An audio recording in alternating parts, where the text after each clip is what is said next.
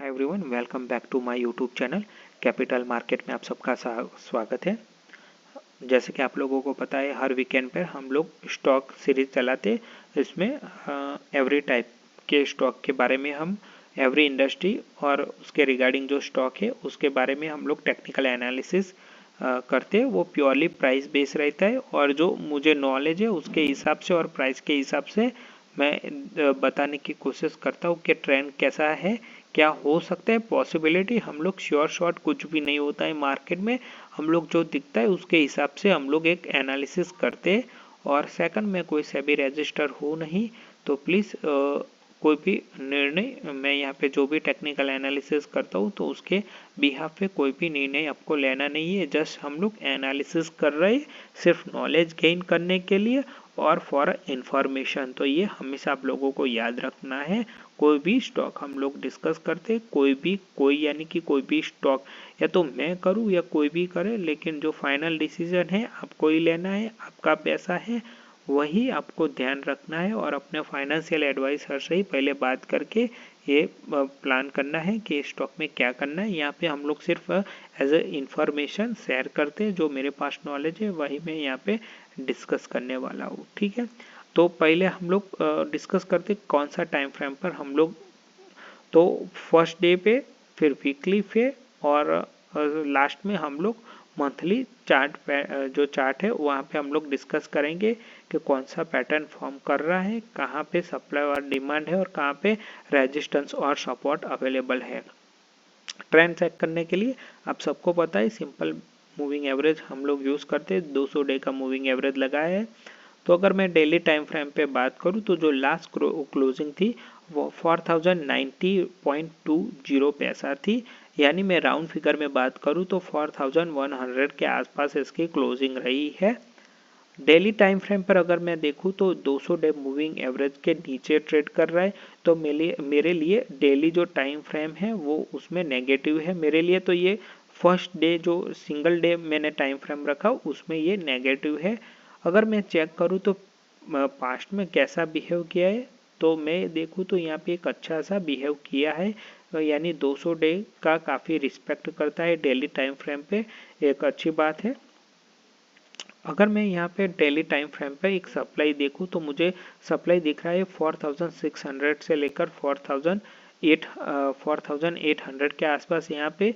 क्योंकि यहाँ पे आप देख सकते हैं यहाँ पे कंसोलिडेट भी किया है। जब ये मार्केट नीचे गिरा तो यही लेवल से वापस से ये इसने मार्केट में रिट्रेस किया है। तो मेरे लिए ये इम्पोर्टेंट लेवल हो चुका है। यहाँ पे सप्लाई ऑलरेडी काफ़ी है। आप देख सकते हैं कि यहाँ पे जैसे स्टॉक आया सप्लाई दिया, यहाँ पे भी ट्राई किया लेकिन यहीं से वापस एक बार सप्लाई आ चुका है। अगर मैं सपोर्ट की बात करूँ तो जो अभी फ़िलहाल मुझे सपोर्ट दिख रहा है वो 4000 रुपीज़ के आसपास है। अगर ये ब्रेक होता है तो मेरे हिसाब से हम लोगों को फर्दर डाउन देखने को मिल सकती है। अगर चार्ट पैटर्न की बात करूँ तो डेली टाइम फ्रेम पर मुझे ऐसा कुछ सच दिख नहीं रहा है। कोई भी चार्ट पैटर्न फॉर्मेशन अभी फ़िलहाल इसमें दिख नहीं रही है। यहाँ पे कंसोलिडेट था, यहाँ पे ब्रेकआउट मिला लेकिन उसी कंसोलिडेट के नीचे ही ये ट्रेड कर रहा है। तो मेरे हिसाब से डेली टाइम फ्रेम पर मुझे अभी भी कोई पैटर्न ऐसा कोई फॉर्मेशन दिख नहीं रहा है। शायद यहाँ पे कंसोलिडेट भी हो सकता है या तो फर्दर गिरावट हो सकती है। अब चलते हैं वीकली टाइम फ्रेम पर, हम लोग को क्या कुछ दिखता है या नहीं। तो अगर वीकली टाइम फ्रेम पर मैं बात करूं तो वीकली टाइम फ्रेम पर भी मुझे कुछ खास दिखाई नहीं दे रहा है। तो मैं लेकिन एक अच्छी बात है कि 200 डे मूविंग एवरेज के अबव है और भी काफ़ी अबव है। तो एक अच्छी ट्रेंड पॉजिटिव वीकली बेस पे मैं बोल सकता हूँ यहाँ पे। और अगर मैं चार्ट पैटर्न की बात करूँ तो आप देख सकते हैं आपको कुछ भी ऐसा कोई सिनारियो इस स्टॉक में दिख नहीं रहा है। तो मेरे हिसाब से वीकली टाइम फ्रेम पे भी कोई खास पैटर्न दिख नहीं रही। अगर मैं कैंडल स्टिक की बात करूं तो यहाँ पे एक काफ़ी बियरिश कैंडल, दो बियरिश कैंडल आप लोगों को दिख रही है मारू बोजू टाइप की। तो यहाँ पे हम लोग बोल सकते हैं कि काफ़ी सेलर एक्टिव थे, हैवी थे बायर से। लेकिन यहाँ पे एक नैरो कैंडल फॉर्मेशन हुआ है। अगर ये ब्रेक होता है 4000 तो मेरे हिसाब से 3500 के लेवल देखने को मिल सकता है जहाँ पे उसका रेजिस्टेंस है। अगर मैं मंथली टाइम फ्रेम की बात करूँ तो मंथली में भी कुछ खास दिखाई नहीं दे रहा है। अगर ये मारुबोजू कैंडल बनने में सक्सेस हुई तो मेरे हिसाब से इसमें और गिरावट आ सकती है, और शायद अगर मार्केट अच्छा खासा करेक्शन होता है तो 3000 लेवल तक इस स्टॉक में देखने को मिल सकता है। और यहाँ पे भी मुझे कोई ऐसे सच पैटर्न नहीं दिख रही है, तो मैं डेली, वीकली और मंथली टाइम फ्रेम में कोई भी मुझे चार्ट पैटर्न दिख नहीं रही है इंटर ग्लोब एविएशन लिमिटेड में। एक बात है कि ये डेली में 200 डे के मूविंग एवरेज के नीचे और वीकली में ये अबव है, तो एक न्यूट्रल मैं बोल सकते हो, इसमें कुछ खास मुझे दिख नहीं रहा है। तो आने वाले समय में ये शायद इतना परफॉर्म न भी कर पाए, क्योंकि चार्ट पैटर्न भी कुछ खास दिख नहीं रही है। यहाँ पे हम लोग अगर ट्रेड लाइन एक ड्रॉ कर सकते हैं, लेकिन वो ट्रेड लाइन भी इसी सपोर्ट के ऊपर ही मार्केट निकलने के बाद ही मिलती है। तो मेरे हिसाब से जब तक हम लोगों को 43,050 के अबव 4350 के अबव मार्केट में ये क्लोजिंग नहीं देता डेली टाइम फ्रेम पर, और यहाँ पे भी एक सप्लाई जोन है, तो मेरे हिसाब से ये स्टॉक में कुछ खास दिख नहीं रहा है।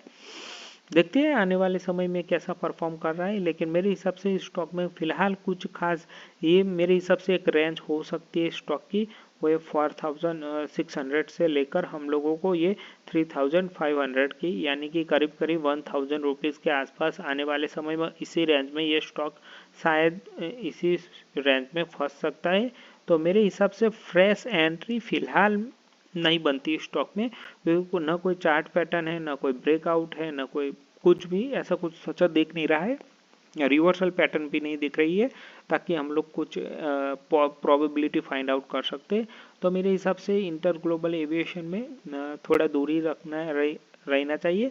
और ये काफ़ी क्रूड ऑयल पे डिपेंडेंट स्टॉक है, क्योंकि क्रूड ऑयल के भाव जैसे बढ़ते तो उसका जो प्रॉफिट है वो डाउन होता है। तो अभी क्रूड ऑयल के भाव काफ़ी हाई है, तो मेरे हिसाब से ये स्टॉक में आप लोगों को समझकर ही इन्वेस्टमेंट करना चाहिए। थैंक यू फॉर वॉचिंग, और वीडियो को लाइक कीजिए और चैनल को सब्सक्राइब कीजिए। Thank you for watching.